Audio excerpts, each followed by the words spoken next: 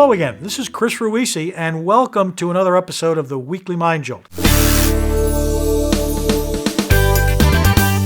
This one is going to be a little bit different. I'm going to talk about several different but related subjects. We're going to talk about the importance of change in terms of how you grow. We're going to talk about your self-esteem, because unless you feel good about yourself and are confident in yourself, there's no way you can take care of anyone else, and there's no way you can grow. So those two are related. And I want to talk about at the end what I call abundance thinking. How do you condition yourself, program yourself to be positive and always look for opportunities? So let's first start out with the whole idea of change. You know, we find ourselves at times reacting to change, and that's when we become victimized if we don't see it coming. But in order to grow, in order to be successful, sometimes you have to invoke change. You have to bring it on yourself. And what I use to describe that is you have to learn to question your status quo. Now, sometimes we get so comfortable with the way things are, both in our business or in our personal life, we just go merrily along till something bad happens and we're slow to respond. So what I want you to do is to learn to periodically ask yourself some questions to challenge your status quo. Am I being the most effective I can be? Is this the right way to do it? Am I capitalizing on the opportunities that are out there? Are there skills that I can learn? Are there new behaviors I should try? So learn to challenge your status quo. And when we challenge our status quo and find out what we're truly capable of doing, we build our self-esteem. Far too many of us allow ourselves to put ourselves down. We go on guilt trips.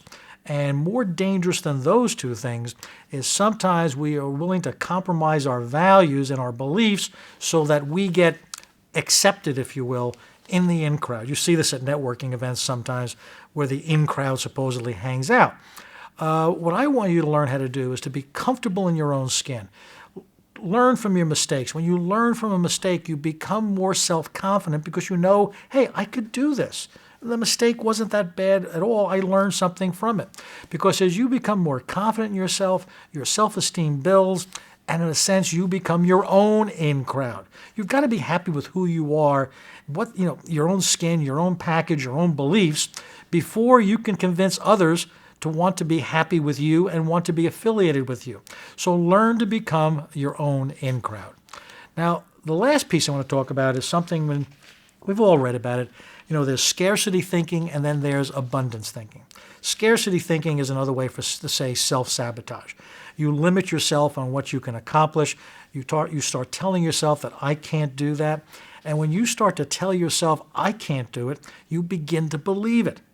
And you act accordingly. And worse than that, other people see you limiting yourself, and then you wonder why you might not have gotten that promotion, why you couldn't sell that piece of business.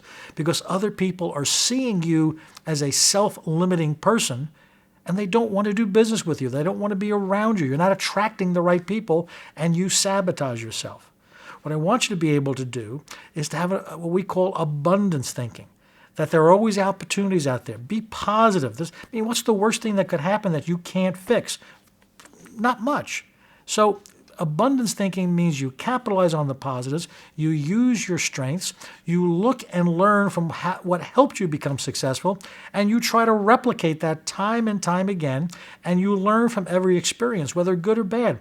But learn from the good experiences as well, and learn to replicate those again going forward.